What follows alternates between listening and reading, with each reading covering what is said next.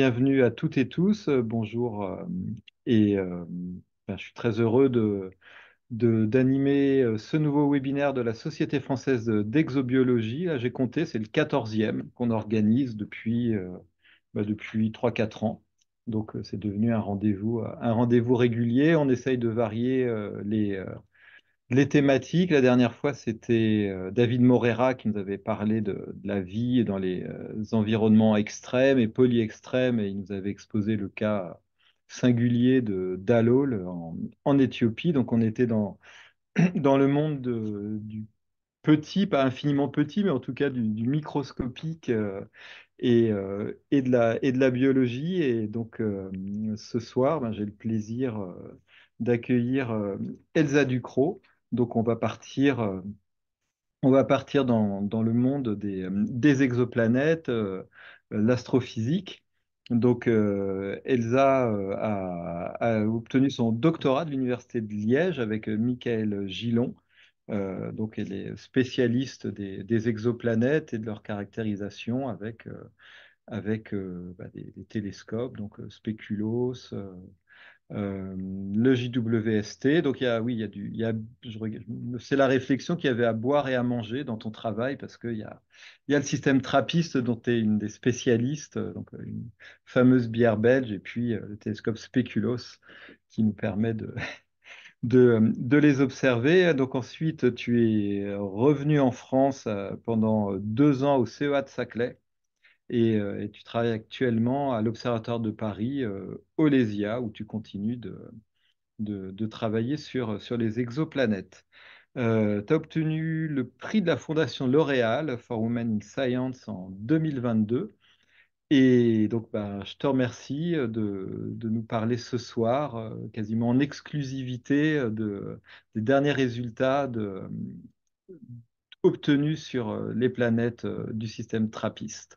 Donc, peut-être que tu répondras à la question ou tu poseras des nouvelles questions concernant l'existence ou non de leur atmosphère. Donc, tu as la parole et merci encore de participer à ce webinaire. Merci beaucoup Hervé pour cette introduction, c'est très gentil. Je vais mettre mon slide directement comme ça pour me présenter. Oh mince, c'était le dernier celui-là. Voilà. C'est bon, tout le monde voit bien. Oui, c'est parfait, merci. Je vais juste diminuer la fenêtre pour pas me voir. Voilà. C'est parfait. Alors, bonsoir à tous et merci beaucoup déjà pour l'opportunité de présenter mon travail. En effet, je vais vous parler du système trappistin. On va revenir sur pas mal de choses. Donc, je m'appelle Elsa Ducrot, je travaille à l'Observatoire de Paris, Olésia, et j'ai travaillé dans l'équipe de Liège qui décolle au système trappistin, et c'est pour ça que j'ai passé beaucoup de temps à l'étudier. Et ce soir, je vais me concentrer sur les exoplanètes trappistin B et C, donc c'est les plus proches de leur étoile, et je vais regarder un peu, enfin, vous présenter les résultats de ce que ça a donné de leur observation avec le James Webb Space Telescope. Alors, cette présentation, elle aura plusieurs sous-parties, même si ça ne sera jamais très explicite, c'est juste pour vous guider à travers la présentation. D'abord, je vais faire une introduction très générale, qui est de quelques slides, et ensuite, je vais revenir sur le contexte de la découverte du système pour mieux comprendre un peu son unicité. Donc, ça, c'est la partie suivante. Et enfin, on arrivera à la caractérisation du système et aux perspectives futures. Donc, tout d'abord, on commence avec cette image, cette illustration que je pense que vous avez tous déjà vue, que j'aime beaucoup parce que ça permet de nous rappeler qu'en fait, dans les étoiles qui nous entourent, là, il faut s'imaginer que la majorité ont des planètes plutôt que l'inverse. En fait, avoir des planètes, c'est pas si rare. Et même si on a commencé à les explorer que depuis 29 ans, finalement, on en a trouvé vraiment beaucoup. Donc, si on regarde ici, c'est ce fameux graphique du nombre des détections cumulatives par an d'exoplanètes. Donc, vous voyez que en 92, il n'y en a pas. On commence à vraiment, la première découverte annoncée, c'est en 95. Donc, en 29 ans, on arrive à plus de 5000 exoplanètes. Donc là, ici, il y a toutes les différentes méthodes de détection qui sont distinguées. Je ne vais pas m'étendre sur ces différentes méthodes, on reviendra sur l'une d'entre elles, donc la méthode des transits, que vous voyez en vert, qui est la plus prolifique. On a découvert plein de planètes différentes, des rocheuses, des Jupiters chauds, des sous-Neptune, des super-Terres, et tout ça autour d'étoiles très très différentes. En fait, si on regarde par exemple un petit snapshot, je suis désolée pour la qualité de ce graphique, il n'est pas très, très bonne qualité. On regarde par exemple ici toutes les planètes découvertes en fonction de différents types d'étoiles. Donc en l'axe des Y, c'est le rayon stellaire. Et ensuite, l'axe des X, c'est le flux incident reçu par la planète normalisé sur le flux de la Terre. Donc là, vous voyez, il y a plein de différentes planètes. Donc si vous prenez un rayon solaire, donc pour avoir l'étoile, le Soleil, vous regardez à peu près où sont situés Mars, la Terre, Vénus et Mercure. Donc à peu près comme ça, où est la zone de planète tempérée. Et ici, on peut se demander, parmi toutes ces étoiles qui ont des planètes où se met le système trappistin. Et en fait, c'est facilement reconnaissable puisqu'il est là. Donc, c'est le système qui est autour de l'autre la plus froide et ça va avoir des conséquences. C'est pas pour rien que c'est là. Du coup, on va s'intéresser à tout ça. Donc là, c'est cette image d'artiste qui a été sortie quand la découverte du système a été faite. On voit ici les planètes qui sont imaginées comme rocheuses. Bon, bien sûr, les distances ne sont pas respectées. Mais pour mieux comprendre son unicité, il faut vraiment revenir à sa découverte et pourquoi on a regardé ces étoiles-là, en fait. Et tout ça, ça s'inscrit c'est un peu compris dans le nom du système, parce qu'on peut se demander pourquoi le nom de Trappistin. Donc, comme disait Hervé, il y a un peu à boire et à manger dans mon travail. Et c'est pas du tout par hasard, parce que évidemment, Trappistin a été trouvé dans le cadre d'un prototype survey, donc d'un essai du projet Speculos, qui est le plus gros projet derrière Trappist.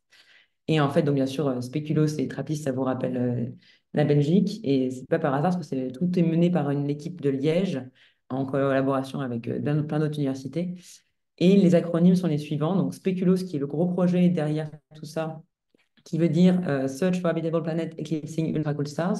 Donc recherche de planètes habitables ou potentiellement habitables en transit autour d'étoiles froides. Et derrière, TRAPPIST, qui là pour le coup est plus un télescope, qui veut dire Transiting Planet and Planetesimal Small Telescopes. Et c'est sur les télescopes TRAPPIST qu'on a testé un prototype du projet Speculoos. On a regardé 50 étoiles froides et on a trouvé TRAPPIST 1. Donc voilà, donc là, il y a beaucoup d'universités qui sont impliquées, mais c'est Liège qui chapeaute ces deux projets, et c'est pour ça que les acronymes ont été choisis pour faire référence au spéculoos et à la bière trappiste.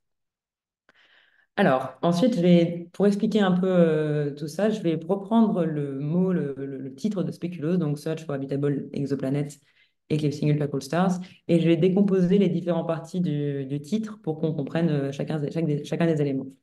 Tout d'abord, il y a le mot habitable exoplanet. Alors bon, évidemment, habitable, dans certaine mesure.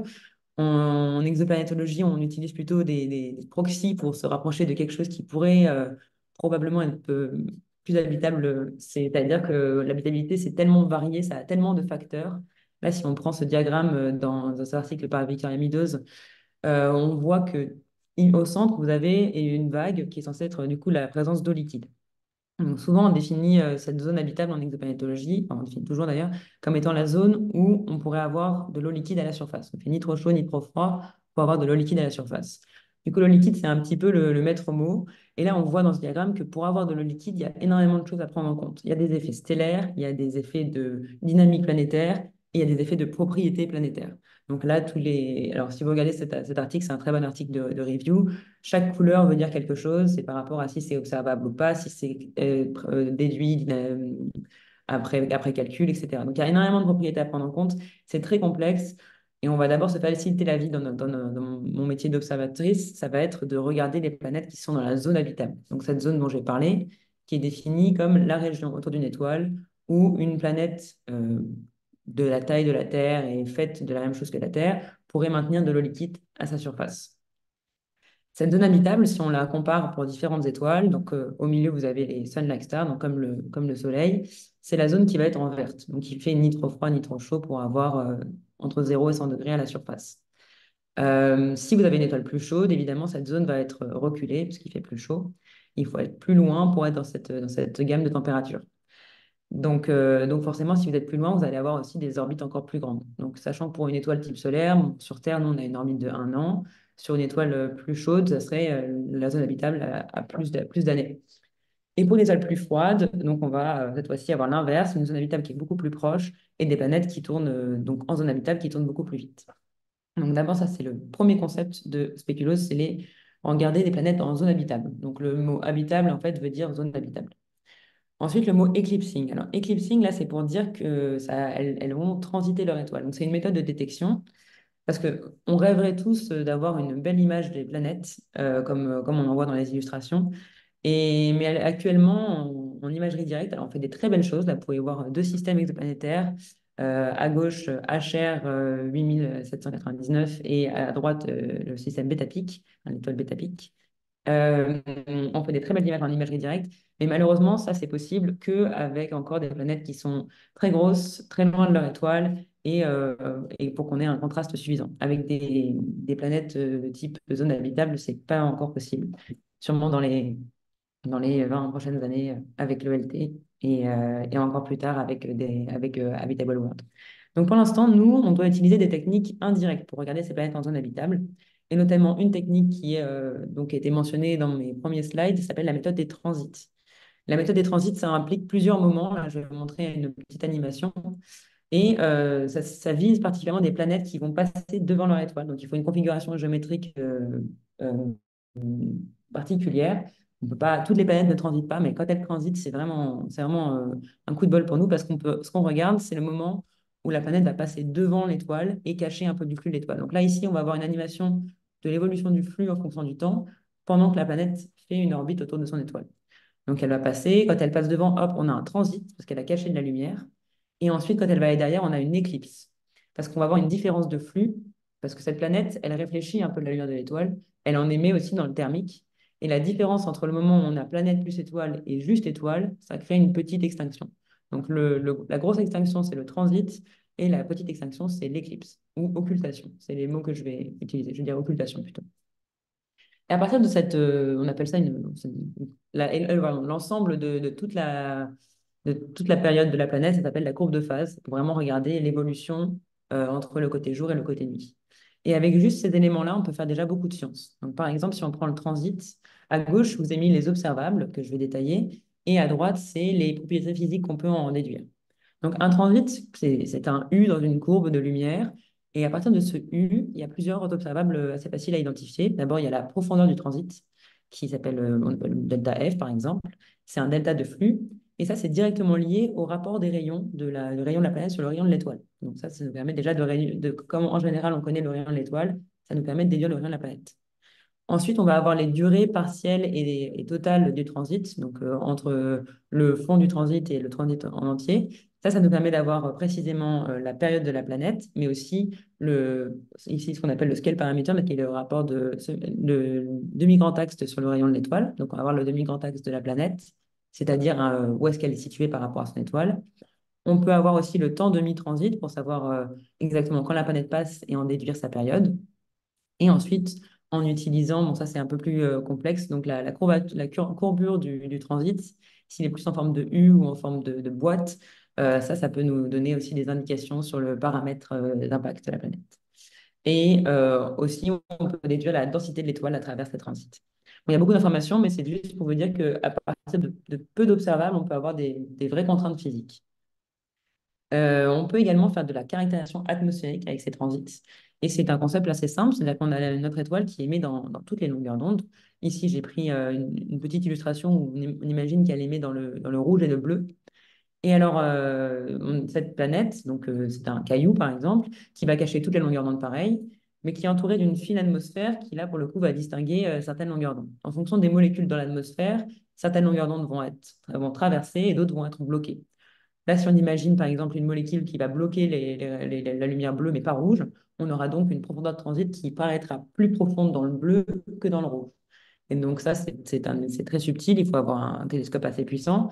Mais si on regarde donc longueur d'onde par longueur d'onde, on peut voir une évolution de la courbe de transit, enfin de la profondeur du transit en fonction du temps. Ça s'appelle un spectre de transmission. C'est exactement ce qu'on voit ici. Sur l'axe des Y, vous avez la profondeur de transit et les X, j'ai oublié de mettre, mais c'est la longueur d'onde. Et donc là, vous voyez l'évolution de la profondeur de transit en fonction de la longueur d'onde pour la planète qui s'appelle WASP 39b. Et vous voyez que cette profondeur de transit, elle va augmenter d'un coup, c'est environ autour de 4,3 microns. Là, on a une signature de CO2 qui va bloquer en fait cette lumière dans ces longueurs d'onde. Et donc, du coup, on a identifié du CO2 dans cette planète. Ensuite, on a les occultations. Les occultations, donc c'est ce que je disais, c'est quand la planète va passer derrière l'étoile. Et là, on a d'autres observables, comme la profondeur d'occultation et le temps où l'occultation se passe, le temps de mi-occultation. Ça va nous permettre de déduire le flux direct de la planète, donc notamment le flux thermique si on regarde dans l'infrarouge. Donc la température de brillance de cette planète à différentes longueurs d'onde. Et ça peut nous permettre aussi de contraindre l'excentricité, parce que si la planète n'a pas d'excentricité, eh ben, l'occultation va se passer exactement à la moitié de la période de la planète. Mais s'il y a une excentricité, ça va décaler un tout petit peu. Donc voilà, on peut aussi regarder exactement comment on diminue le flux pour voir une sorte de carte de température de la planète, mais c'est vraiment dans des cas assez idéaux où on a des planètes avec des grosses occultations. Je vais un peu vite là-dessus parce que c'est plus juste pour vous montrer un petit peu le rapport entre observable et propriétés physiques. À nouveau, on peut faire de la caractérisation atmosphérique avec les occultations. Cette fois-ci, on regarde le flux émis et c'est la même chose. L'atmosphère va bloquer ou non, en fonction de sa composition, les rayons de l'étoile à différentes longueurs d'onde. Et donc là, on a ce qu'on appelle un spectre d'émission. Cette fois-ci, l'axe des Y, ce n'est pas une profondeur d'éclipse, mais c'est une profondeur de transit, c'est une profondeur d'éclipse avec un rapport de flux en fonction de la longueur d'onde. Et enfin, on a la courbe de phase, dont j'ai parlé rapidement. La courbe de phase, donc on voit l'évolution entre le côté nuit, au moment où la planète est en train de transiter, jusqu'au côté jour, au moment où elle va juste passer derrière l'étoile. C'est là où on voit son côté jour au maximum. Et donc, on a un maximum de flux, un minimum de flux. Et on va avoir potentiellement un petit offset entre le moment où l'éclipse arrive et le maximum de flux. Et ça peut nous dire si le point le plus chaud de la planète est situé en décalage ou pas en longitude. Donc, on peut aussi avoir une idée en fonction de comment évolue le flux avec l'orbite, savoir si l'atmosphère, il y a une atmosphère, si elle redistribue la chaleur ou pas. S'il n'y a pas de redistribution de chaleur, on peut se dire qu'il n'y a pas d'atmosphère. Donc, c'est une autre approche pour, encore une fois, contraindre l'atmosphère de ces planètes. Voilà, alors là, c'était un gros chapitre un petit peu plus, juste un peu de technique pour comprendre après les différentes méthodes d'approche. Et maintenant, on va revenir, donc du coup, on a détaillé le côté habitable planet, donc on a dit que c'était des planètes en zone habitable. Eclipsing, ça veut dire qu'elles transitent leur étoile. Et maintenant, les types d'étoiles auxquelles on s'intéresse, c'est des ultra-froides. Et là, on va expliquer pourquoi. D'abord, les ultra-froides, lorsque vous prenez ce fameux diagramme de Hertzsprung-Russell, vous voyez donc l'évolution en magnitude en fonction du type spectral. Donc, le type spectral, c'est pareil que c'est un peu l'équivalent de la température. Sur ce diagramme, plus on va à droite vers le M, plus c'est froid, et le O, c'est le plus chaud. Et nous, nos ultra froides, évidemment, on va aller chercher les plus froides de froides, donc ils sont vraiment au fond, au bout du diagramme, de ce diagramme, donc des M tardives, on appelle ça. Et si on regarde leur spectre, donc ici vous avez leur spectre, le power density en fonction de la longueur d'onde, et j'ai montré donc trois spectres pour trois différents types d'étoiles. Donc en jaune, c'est une étoile de type solaire. En rouge, c'est une étoile de type M, mais plutôt ce qu'on appelle early M, donc plutôt donc dans les stages M0, M1. Et après, on a les M tardives. Donc là, ici, c'est le seuil de Trappistin.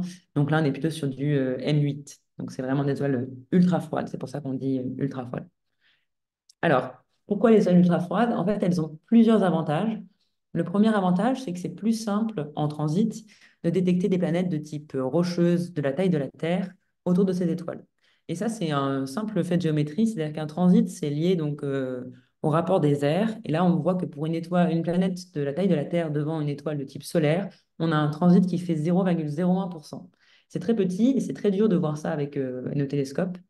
Alors que par contre, si on passe sur une haute qui est une ultra froide, on ne change pas la taille de la planète, on change juste la taille de l'étoile. Et ben dans ce cas-là, le transit, il fait 1%. Et ça, on peut le détecter au sol avec un télescope de 1 mètre. Ensuite, le deuxième avantage, c'est que ce sont les objets, donc en tout cas les naines rouges en général, mais aussi donc les ultra froides comprises, ce sont les objets les plus communs dans notre environnement proche. Ici, c'est un histogramme que je montre de tous les types d'étoiles dans les 10 parsecs qui entourent le système solaire. Donc, c'est pas très bien fait parce que les masses les plus faibles sont à droite, mais vous voyez cet histogramme qui augmente énormément sur les masses les plus faibles, donc et particulièrement les ultra froides, entre 0,2 masse solaire et 0. Et le dernier avantage, c'est que, donc j'en parlais tout à l'heure, la zone habitable va être plus proche pour ces étoiles. Donc, du coup, on va avoir des périodes beaucoup plus courtes. Donc, on a beaucoup plus de transit. Ça arrive beaucoup plus souvent, ce qui nous permet d'avoir un meilleur signal à bruit. Et on a aussi une meilleure probabilité de transit. Donc, tout ça réuni, ça en fait des bonnes hôtes pour regarder des planètes de type rocheuse en zone habitable. Donc là, en source graphique, on remet en toutes les différentes métriques. Donc en bleu, vous avez la probabilité de transit. Vous voyez qu'elle augmente pour les masses les plus faibles. Donc c'est ces étoiles dont je parle.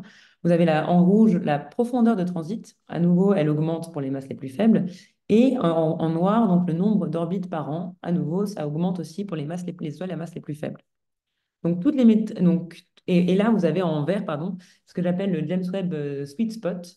Donc, c'est vraiment l'endroit où le plus optimal pour le James Webb. On va y revenir, mais juste petite introduction.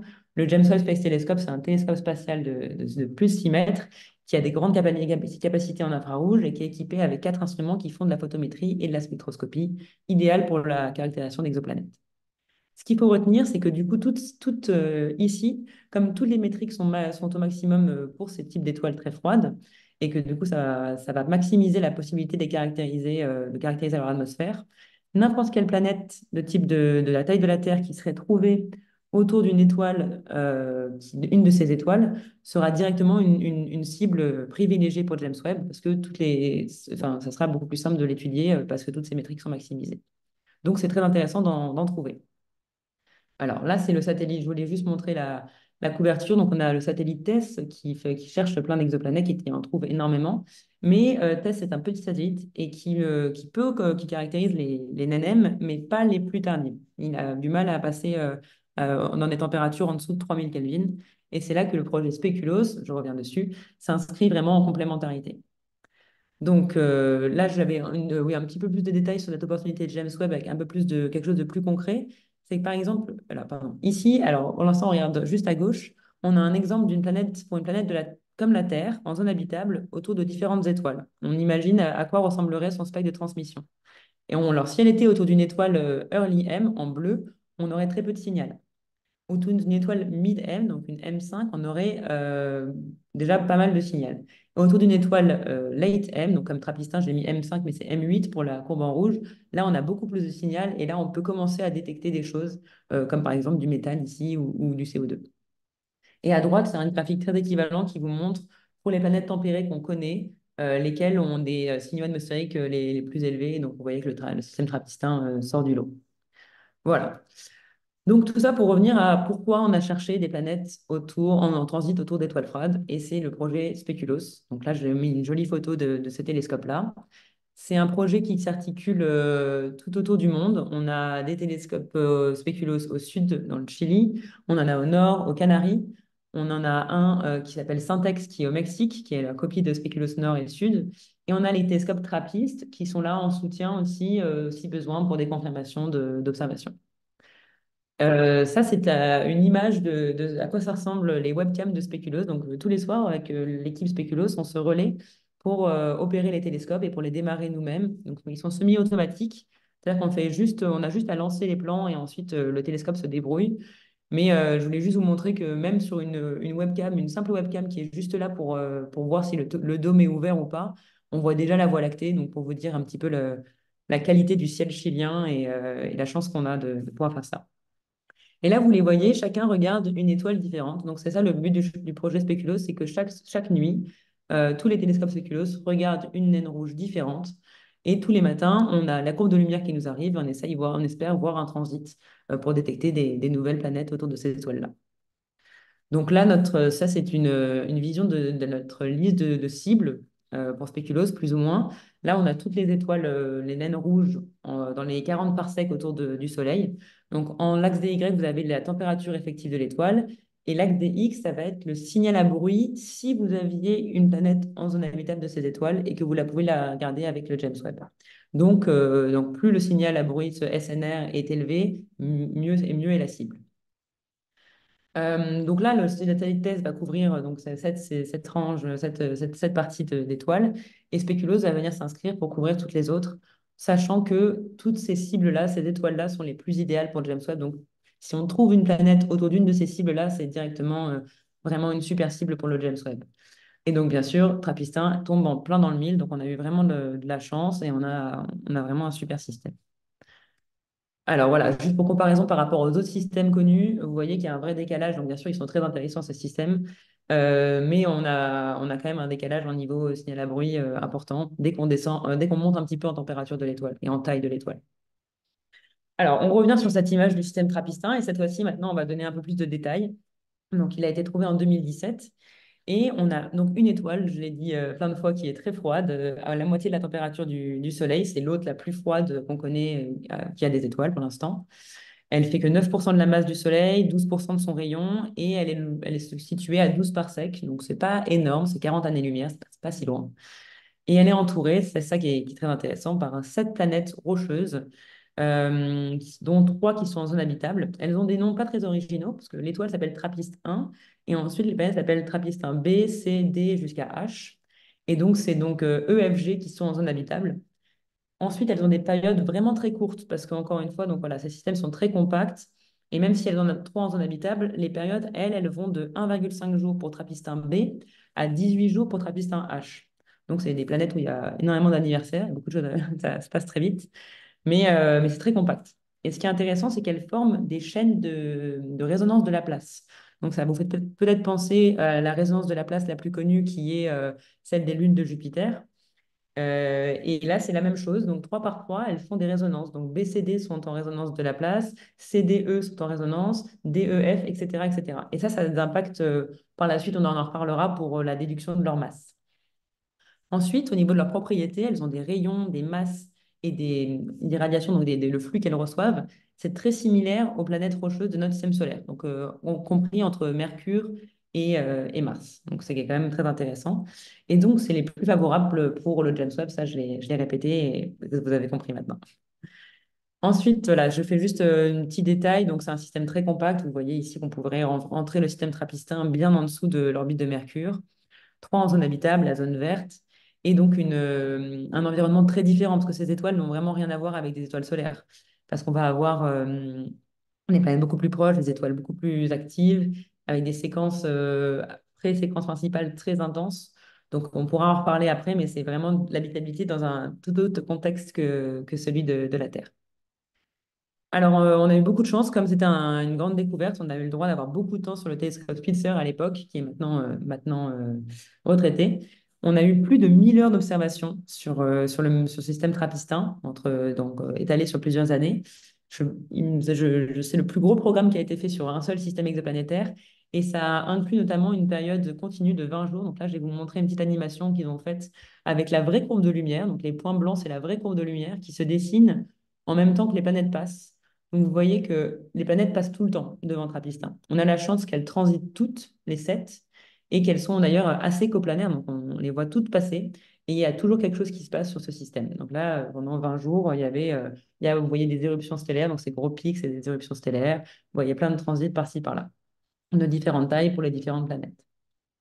Alors, ça nous a permis de contraindre fortement les paramètres du système. Donc, évidemment, quand on a autant de transits, là, c'était juste dans une longueur d'onde à 4,5 microns, on avait 25 transits de B, 32 de C, enfin, c'était vraiment énorme. Et on a donc pu contraindre vraiment leur rayon à quelques pourcents seulement. Pareil pour leur demi-grand axe. Et même, on a pu avoir une très bonne précision sur la densité stellaire grâce à ces transits. Ensuite, il y a un autre truc très bien avec le système trappistin, c'est que, alors, d'un côté, il y a un inconvénient, c'est que l'étoile est très active et c'est très compliqué de la regarder en vitesse radiale et donc du coup d'avoir de la masse des planètes grâce à la méthode des vitesses radiales. Mais heureusement, c'est compensé par le fait qu'il y a des variations de temps de transit. Donc, ça s'appelle Transit Timing Variation ou TTV en anglais. Et ça, c'est le fait qu'on a un système multiplanétaire et du coup, les exoplanètes n'ont plus des trajectoires parfaitement keplériennes. Elles sont accélérées et décélérées en fonction de où sont les autres planètes. Et donc, les transits vont arriver parfois un peu tôt, parfois un peu tard ou parfois à l'heure. Et si on s'amuse à noter à chaque fois exactement le temps de passage de la planète, eh ben, on peut inverser le problème et déduire les masses des planètes qu'il faut pour expliquer ces avances et ces retards de chacun des transits. Donc en fait, en utilisant ces TTV, on déduit les masses des planètes. Et la chance qu'on a, c'est que cette configuration très proche de la résonance que j'ai évoquée, elle va amplifier encore plus ces variations de temps de transit, avec des amplitudes très fortes jusqu'à presque 100 minutes parfois. Donc on les voit sans problème. Et alors pour ça, on a des gens dans notre équipe qui sont très forts, comme Eric Agol, qui a mené ce papier en 2021, donc papier d'analyse de temps de transit pour estimer les masses des planètes. Donc en bleu, on a les observations de temps de transit. Vous voyez, donc l'axe en Y, c'est l'axe des minutes, donc c'est variations en minutes. Et l'axe des X, c'est l'axe des temps. Donc ça s'appelle BJD-TDB, c'est un des formats qu'on utilise en astronomie qui est pas forcément les plus simples. Mais donc voilà, en fonction du temps, vous avez ces avances ou ces retards de temps de transit qui vont parfois jusqu'à 75 minutes ou alors moins 25 minutes, etc. Et donc on les a tous notés. Et ensuite, Eric a fait tourner des modèles dynamiques et où il a optimisé son modèle qui est en blanc pour expliquer au mieux les temps de transit et déduire les masses des planètes avec précision. Ça fait des aussi, donc, quand on fait, c'est exactement la même information que je vous montre ici, mais pour les 7 planètes d'un coup. Cette fois-ci, le vecteur temps est en Y et les variations sont en heures, en X. Et ça fait des très belles figures comme ça qu'on appelle des river plots parce que ça fait comme des rivières. Et vous voyez donc l'évolution des temps de transit, ce qui fait des variations. Donc, juste avant, je vous montrais G. Et là, G, vous pouvez voir que c'est la même chose, mais donc dans un système de coordonnées inversées. Alors, voilà. Donc, pardon. Et donc, si on revient maintenant sur l'estimation des... Donc, on va tracer les rayons en fonction des masses, c'est un diagramme masse-rayon, pour commencer un peu à questionner l'intérieur, la composition de ces planètes. Donc là, on voit une petite animation. Désolée, elle bouge en même temps que je parle. Au début, la première animation, quand il y a des grosses, plutôt des patates assez étendues, colorées, c'était des estimations des masses et des transits qui venaient du tout début en 2018 avec un papier de gris métal. Et ensuite, quand ça devient tout petit, c'est les estimations qui ont été obtenues grâce au papier de Hagel et al. 2021. Donc, on voit que la contrainte sur les masses est telle qu'on n'a plus vraiment avoir des postérieurs beaucoup plus fins et vraiment avoir une bonne idée de à quoi ressemble la densité des planètes. Donc, on a commencé ici, la ligne que vous voyez en pointillé, c'est la composition de la Terre. Et vous voyez que toutes les planètes Trappist-1, pardon, vous pouvez les mettre un petit peu près sur la même ligne de composition tout un peu moins dense que la Terre, hein, vraiment moins 9% moins dense.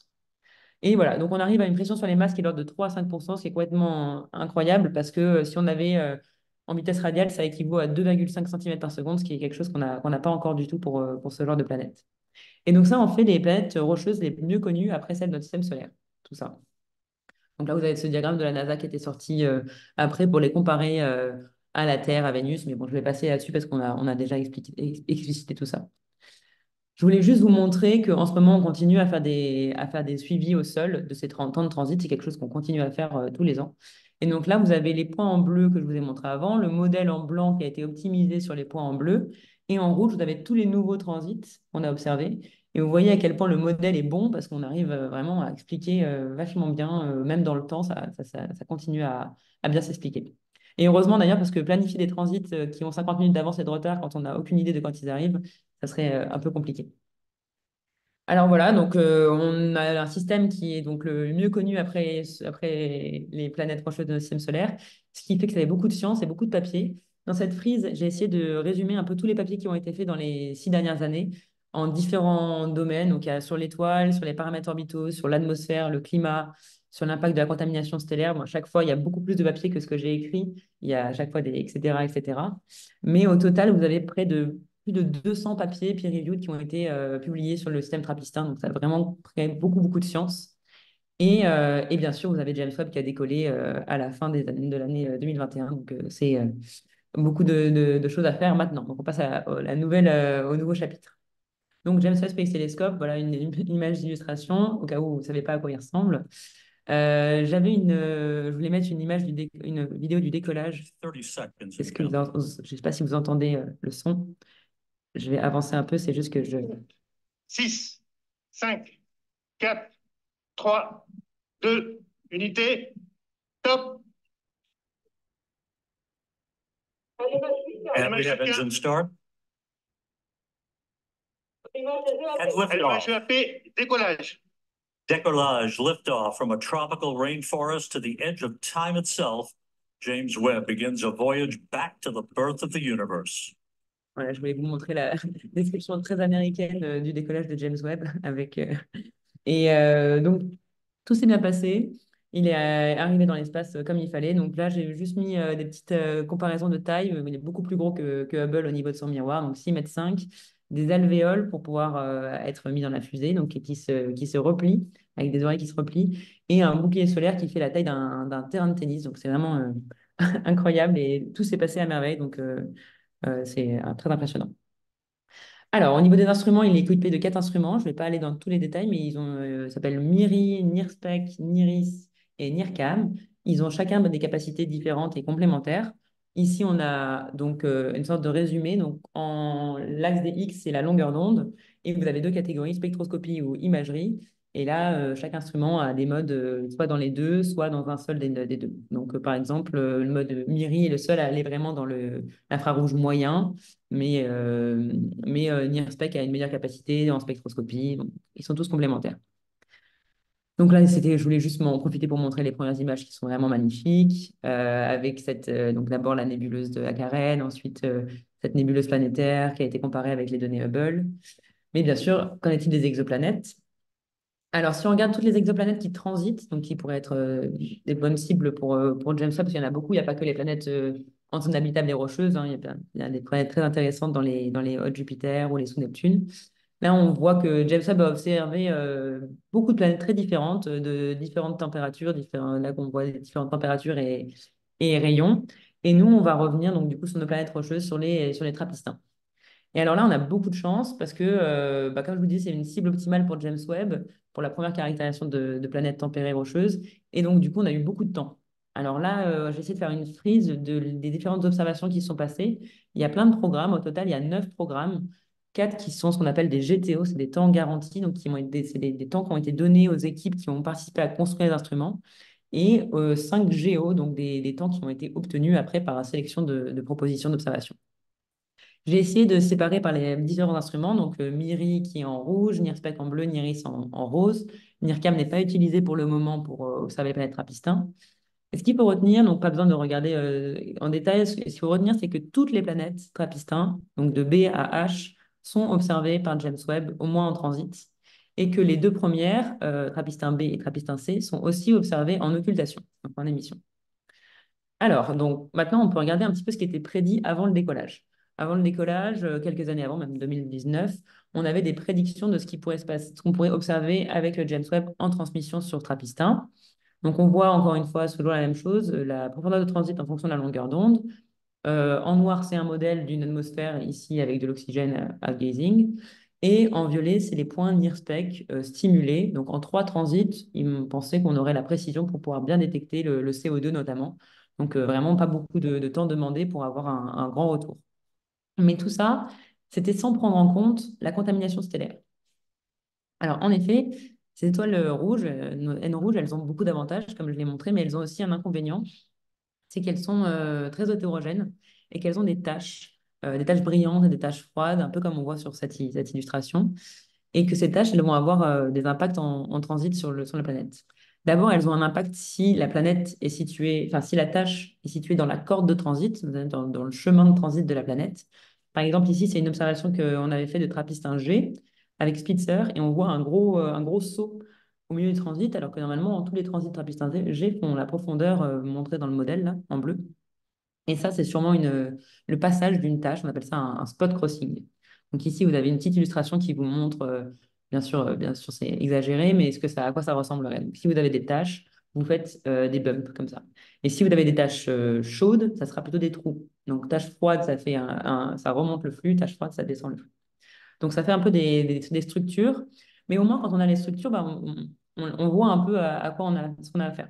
Le problème, c'est surtout quand on ne les voit pas. Donc c'est quand les tâches qui sont hors de la corde de transit, parce que ces hétérogénéités, donc tâches chaudes et froides, elles ont en fait un spectre propre qui est différent du reste de la photosphère. Et là, ça se voit ici, donc dans les courtes longueurs d'onde particulièrement. Donc les taches chaudes en bleu n'ont pas exactement le même spectre que la photosphère, qui n'a pas exactement le même spectre que les taches froides. Et ça va se retrouver comme nous, en transit, on fait un rapport de la planète sur l'étoile. On va avoir quelque chose qui est non corrigé, parce qu'on fait de l'hypothèse que l'étoile est pareille derrière la planète qu'à côté. Et ça, c'est faux. Et donc, du coup, ça rajoute une petite contamination que parfois on peut prendre pour des variations d'atmosphère. On peut confondre variation atmosphérique de la planète avec de la contamination stellaire. C'est un gros problème. Et le problème, c'est que ici, bon, je simplifie, pas vous donner tous les détails, cet effet est d'autant plus fort qu'on va vers les étoiles les plus froides. Et donc, c'est plus fort pour les étoiles type Trappistin. Donc ça, c'est vraiment un désavantage. Et là, maintenant, je vous montre le papier qui est sorti l'an passé. Premier spectre de transmission de Trappistin B, donc la plus proche, avec NIRSPEC, comme attendu. Donc, je vous ai montré les prédictions. Là, je vous montre la réalité avec un seul transit. Ça, c'est pas du tout pareil. On voit que là, on a une première visite où on a donc le premier panel en haut, c'est une première visite avec un spectre de transmission. La deuxième visite, ça ressemble pas du tout. Donc, on voit qu'on a vraiment de la contamination stellaire qui va surtout bouger. C'est particulièrement polluant dans les courtes longueurs d'onde autour de 1 micron.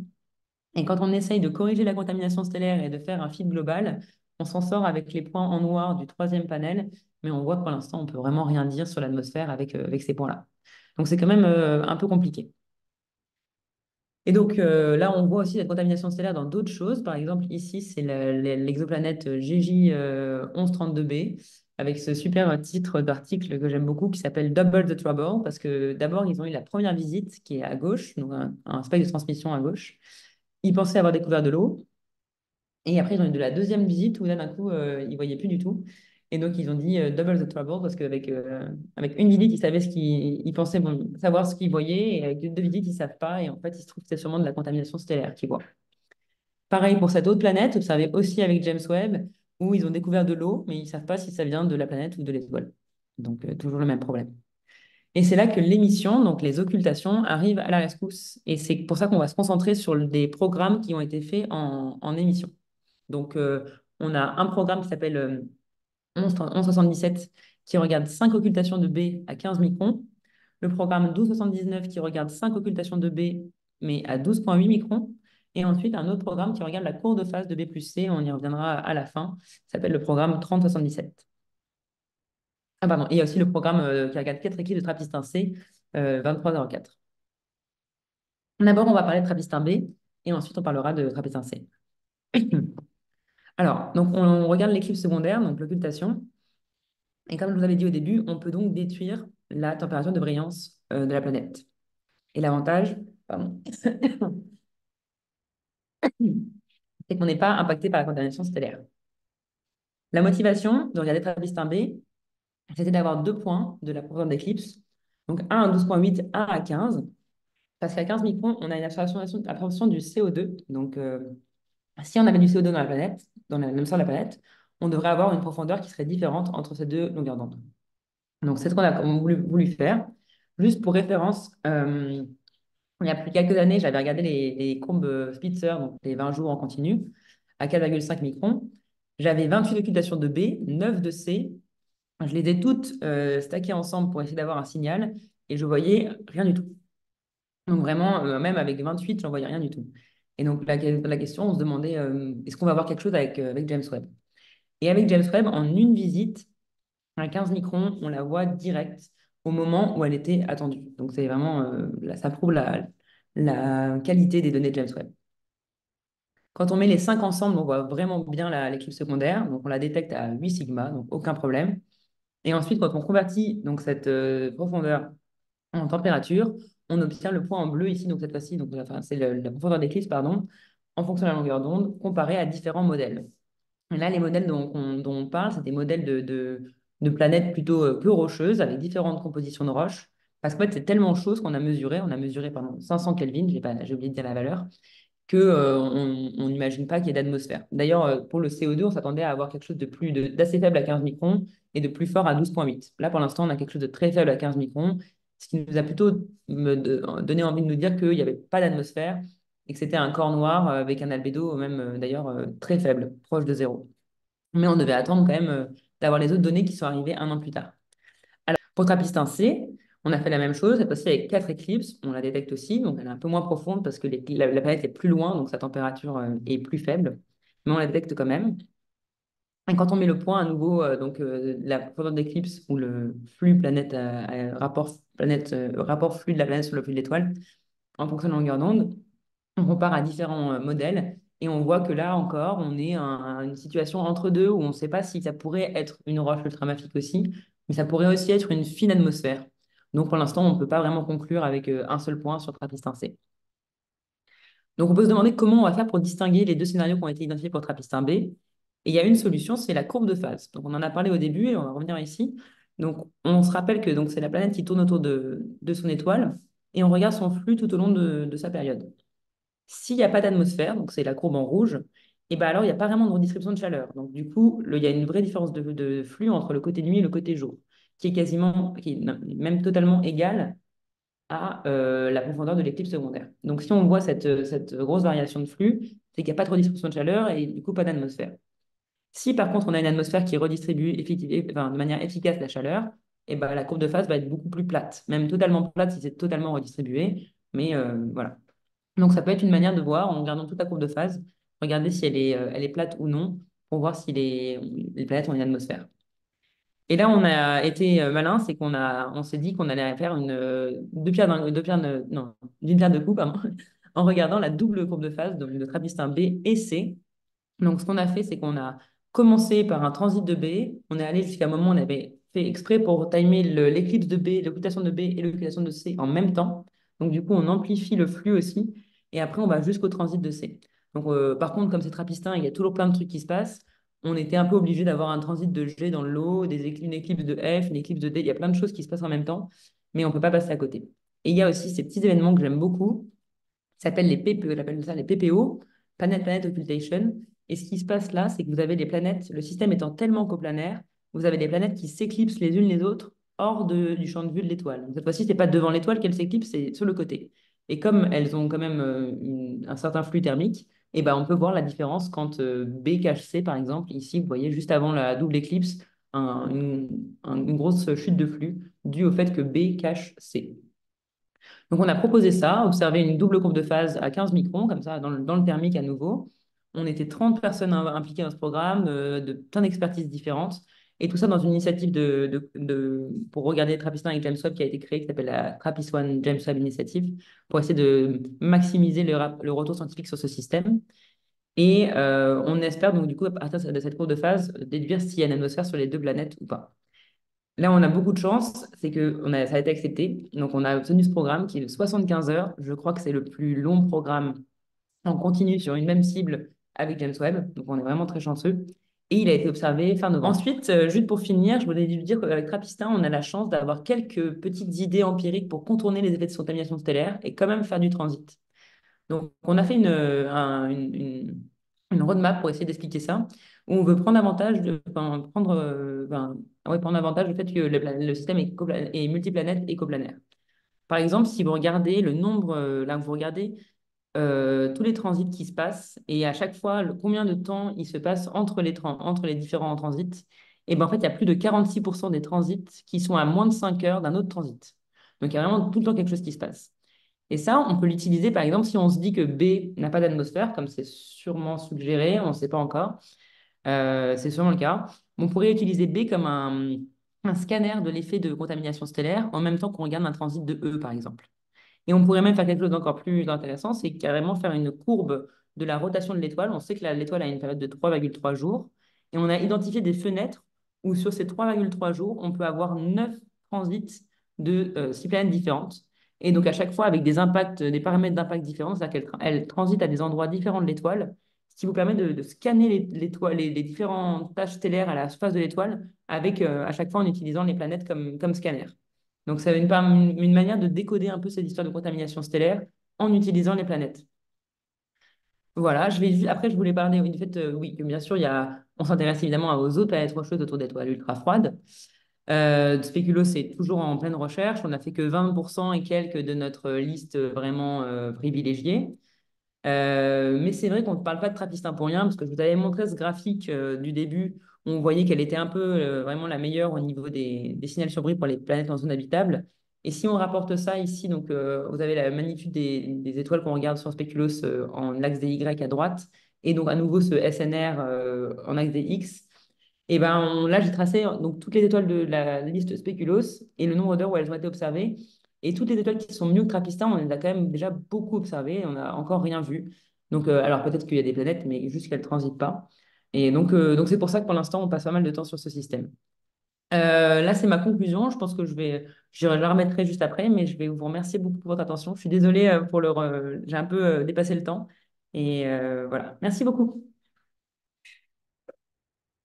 Merci beaucoup Elsa. J'ai trouvé ça vraiment très clair et passionnant. Et puis non, au niveau du temps, pas de souci.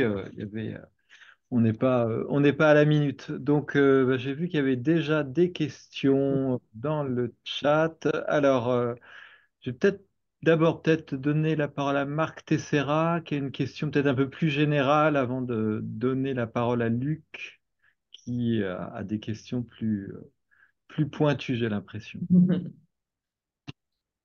Marc Tessera, si vous voulez ouvrir votre micro, sinon je la pose à votre place si vous n'avez pas si vous avez Oui, pas. Oui. en fait, tu m'entends? Oui, alors donc c'est la durée de vie effectivement de l'étoile, parce que c'est quand même important par rapport à notre problématique de trouver ou non Tout à fait. de la vie. Il faut tout de même que la durée de vie de l'étoile soit suffisamment longue. Et puis un deuxième point aussi, c'est que j'ai pas très bien compris si à partir des premiers résultats, on a une probabilité significative de trouver des atmosphères sur les deux planètes qui semblent les plus intéressantes. Là, j'ai pas bien compris où est-ce qu'il faut attendre finalement ces 2 mois pour avoir quelque chose de plus, voilà, de plus clair.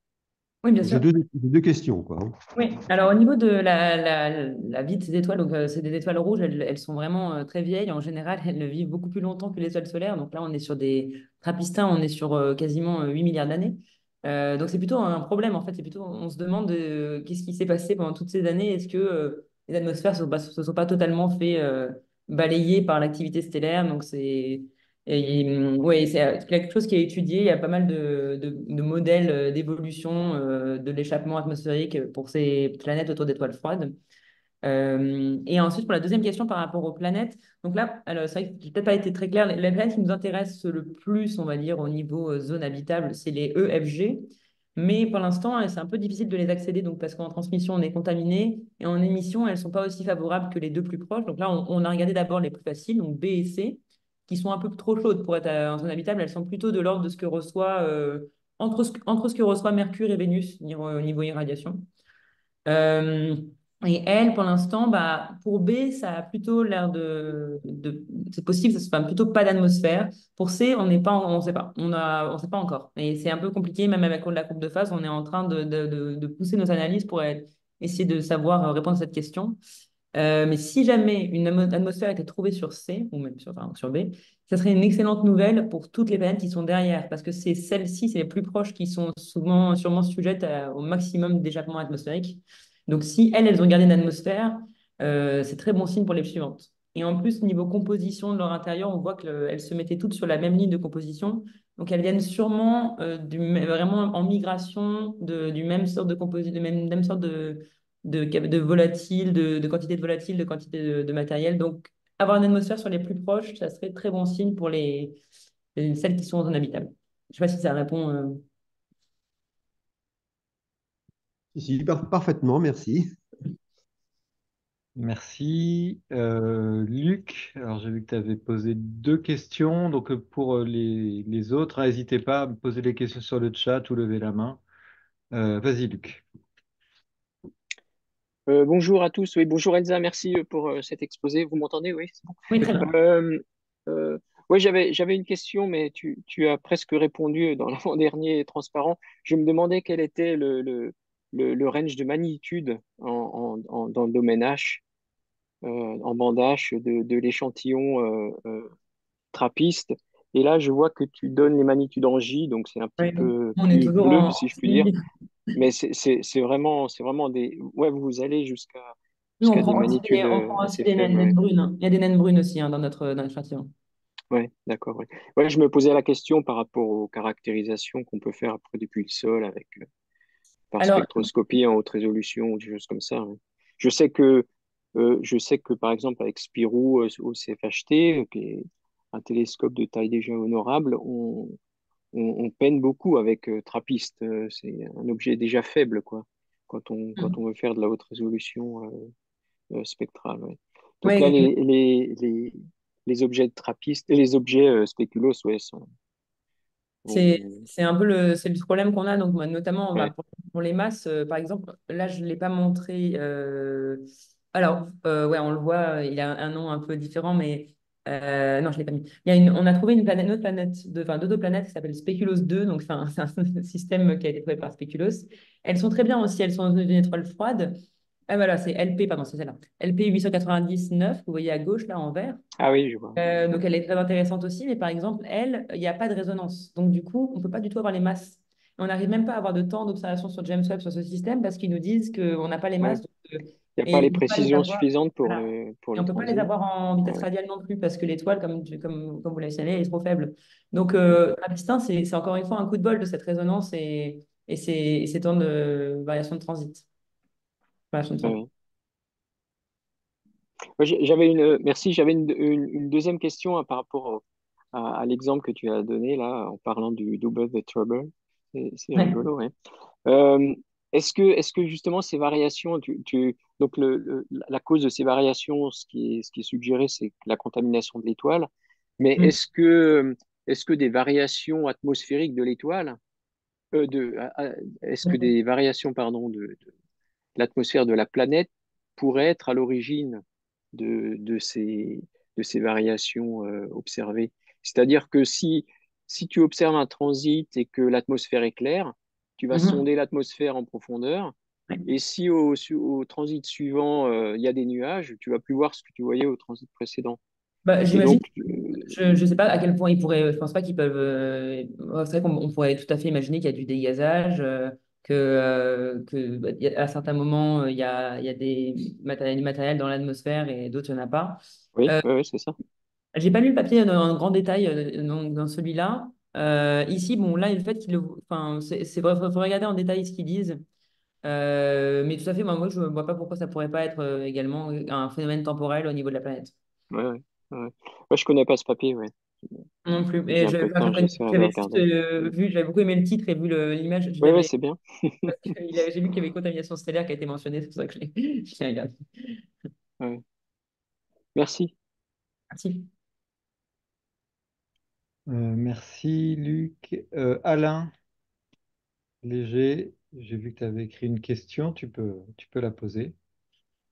Bon, supposons qu'il y ait de l'eau sur une des planètes E, F, G. Est-ce qu'a priori, on devrait avoir le bon, enfin, un rapport signal sur bruit suffisant pour détecter cette eau? Oui, alors, mince, c'est bête, je cherche je crois que j'ai pas mis le tableau qui met les statistiques. Bon, j'avais un tableau qui résumait tous les différents scénarios et combien il allait falloir de transit pour chacune des planètes pour Ouais. distinguer tel ou tel scénario. Alors, je vous rapporte au papier, si vous avez le temps, de Lustig-Jaeger 2019. C'est dans ce papier qu'il y aura le tableau.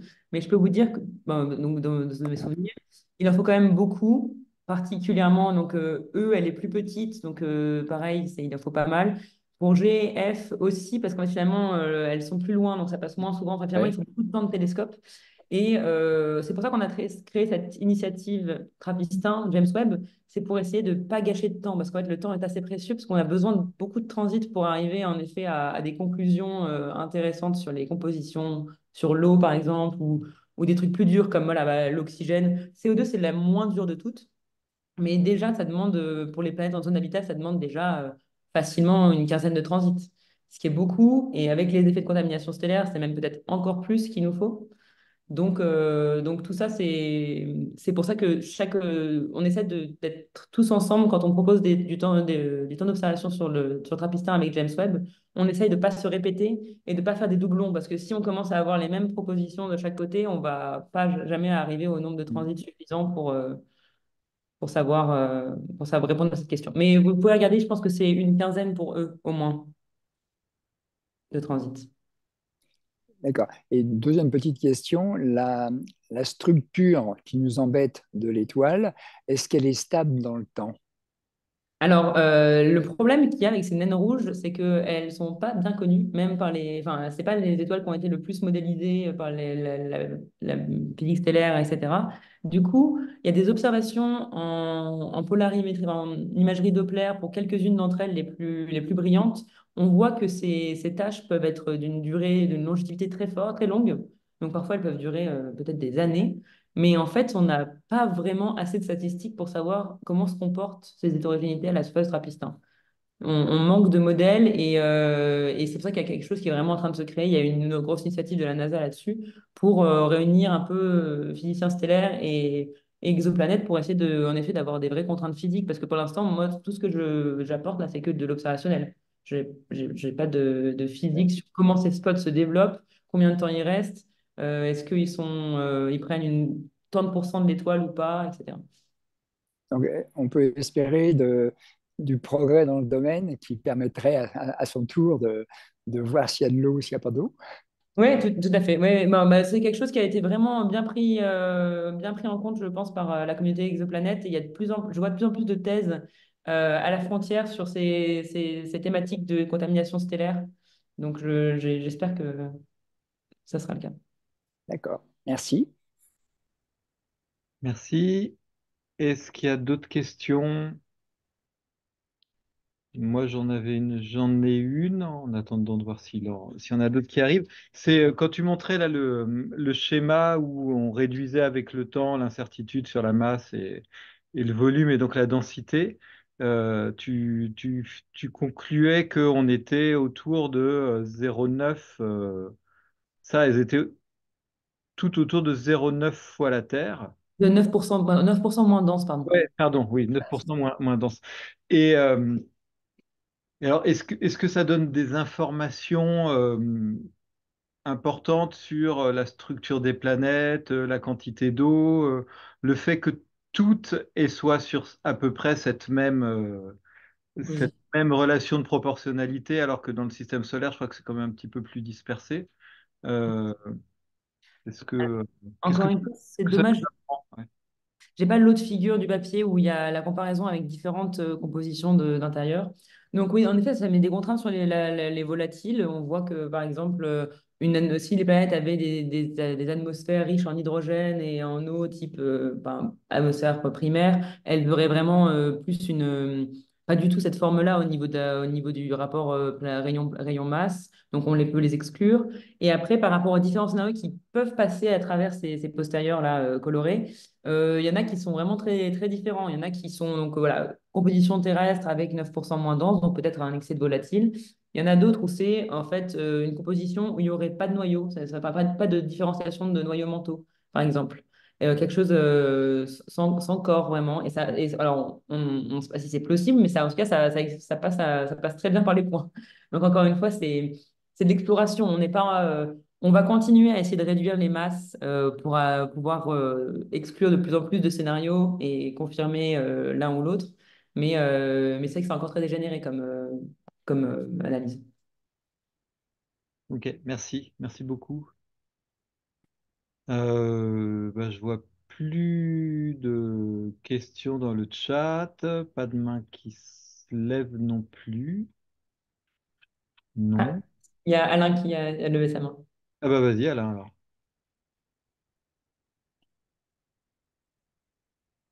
Non, j'ai pas. Ah non. Non, bon. Donc en tout cas, ah si, bah voilà. Il y a donc Ça concerne la question de l'érosion de l'atmosphère enfin, par le- les éjections de masse, enfin, le vent stellaire. Bon, on sait que c'est plus fort a priori pour les planètes, enfin les étoiles de faible masse. Est-ce qu'on a des observations qui permettent d'être quantitatifs? Autrement dit, est-ce qu'on peut avoir une idée de ce qu'a été le flux, enfin, ou ce qu'est le flux en ce moment du vent?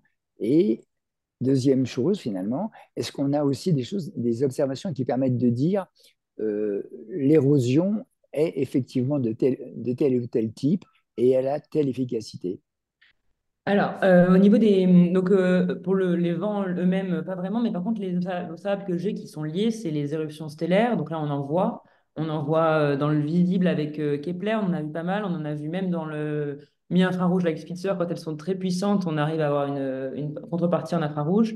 Et là, ce que je disais dans la courbe de phase à la fin, on ne s'y attendait pas du tout. On a même là, ici, ce que vous voyez ici, ça, c'est une éruption stellaire. Et ben, on ne s'attendait pas du tout à voir ça. Et en fait, on les voit même à 15 microns, ce qui veut dire celle-là, elle était vraiment très grosse. Elle était vraiment très puissante. Et on a plus ou moins on commence à faire des statistiques. Donc, à chaque fois qu'on regarde des flares, on les modélise, on récupère leur énergie et on les rapporte sur des diagrammes de distribution de flares. Donc là, j'en ai un ici, par exemple.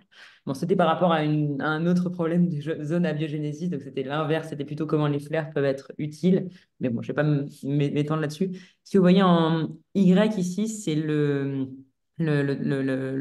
taux de flare d'une énergie, une certaine énergie en fonction de cette énergie et comparé donc, avec différentes choses. Et donc, on voit que nous, elle a une activité importante, mais pas assez pour, par exemple, déclencher certaines réactions qui sont hyper intéressantes pour le côté de chimie prébiotique et d'abiogénésis. Donc, en fait, elles ne sont pas non plus très, très intenses. Alors ça, on n'a pas encore, j'ai pas encore de produits, enfin, fourni ces fréquences à des gens qui font de la modélisation et de l'évolution d'atmosphère pour voir en combien de temps il y aurait plus d'atmosphère. J'imagine que c'est très dépendant de la quantité de volatiles qu'ils mettent au début dans leur atmosphère initiale.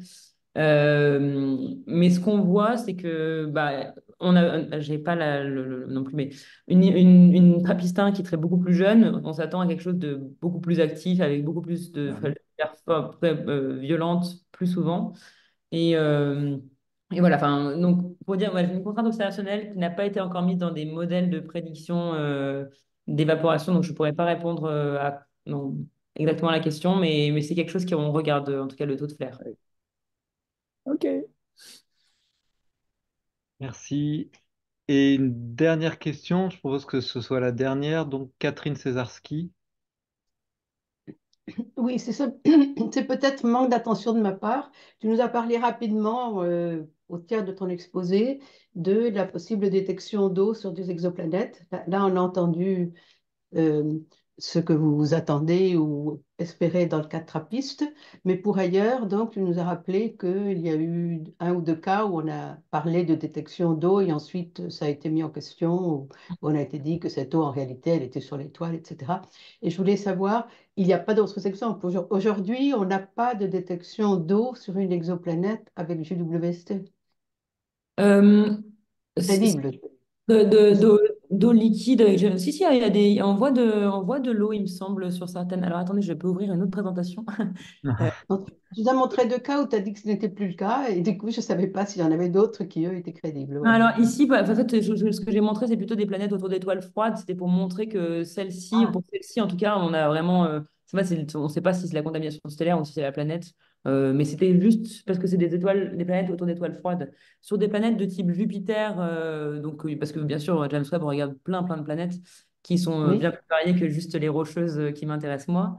Et là, il me semble. Alors, ce qui est sûr, c'est qu'on a du méthane, mais je crois que j'ai avoir vu de l'eau dans un des spectres. Je suis en train de regarder, hein, désolé. Oui, voilà. Par exemple, dans WASP 18b, il voit parfaitement de l'eau. Donc, c'est un papier qui est sorti que c'est de Jean-Louis Colombe en 2023.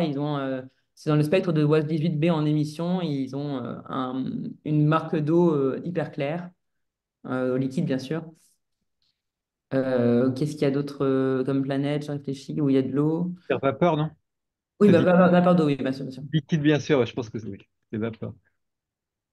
Donc, non, il y a des détections d'eau avec James Webb, mais le gros résultat de James Webb, c'était la première détection de méthane sur une exoplanète. Donc, du coup, il y en a eu plusieurs. Il y a eu K2-18b et il y a eu WASP 80b, donc, où il y a du méthane qui a été vu. Donc, ça, c'était des gros résultats.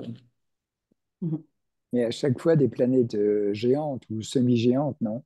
Alors, K2-18b, c'est vraiment. Désolé, je me permets de repartager un autre. Voilà, hop là. Est-ce que vous voyez vous la voyez? Oui, c'est bon. Ouais. Et du 18b, donc ça vous montre le spectre qui est sorti. Elle est en zone habitable et elle est imaginée comme étant mini Neptune. Donc en effet, Ouais, c'est ça, pas ouais. rocheuse, mais au moins elle est en zone habitable, donc c'est quand même intéressant.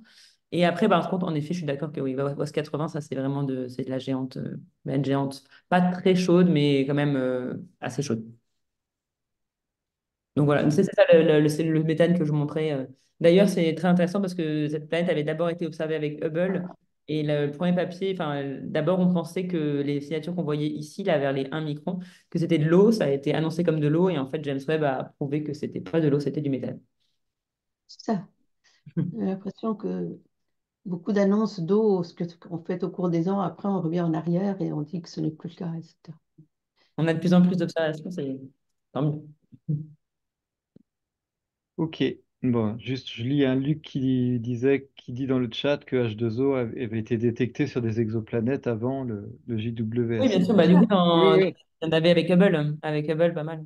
Non, mais je voulais juste vérifier que James Webb, il y avait une détection d'eau, mais oui, sinon, avec Hubble, il y en a plusieurs, en effet. Mhm. Ok. C'est ça, mais JWST remet en question quelques-unes de ces détections, croyez pas. C'est ça que Oui, vous je vois, en voulez. tout cas, pour le cas de 18B, ils ont prouvé que c'était du méthane. Mais il y avait déjà un papier avant que James Webb décolle qui pensait, qui disait que c'était peut-être plus du méthane que de l'eau. Et donc, James Webb a prouvé que c'était du méthane. D'accord. Mais par contre, il y en a d'autres qui, elles, ne sont pas remises en question. Oui. Celles des antérieures. OK, bon, c'est ce que je voulais comprendre. Qu'est-ce qui en reste aujourd'hui? Bon, eh ben, merci à tout le monde hein, d'avoir participé à ce webinaire, à la discussion. Merci surtout à toi, Elsa, pour ton exposé qui était vraiment très clair. Je pense qu'il a permis à même les personnes qui ne faisaient pas de l'astro de suivre et de comprendre tout ce qu'on pouvait tirer des observations des télescopes depuis le sol ou depuis l'espace pour tirer toutes les informations de ces exoplanètes et donc la quête de la caractérisation d'atmosphère autour de planètes telluriques est toujours ouverte. Eh bien, bah, bon courage pour continuer à traiter toutes ces données pour l'article pour très bientôt. Et ben, je remercie tout le monde. Et puis, ben, on vous annoncera par les voies de diffusion habituelles notre prochaine idée de webinaire qui n'a pas encore été, voilà, qui a pas encore été arrêtée, mais on réfléchit au niveau du CA de la SFE. Merci et ben, bonne soirée et, Merci beaucoup. et à bientôt. Au revoir. Au revoir.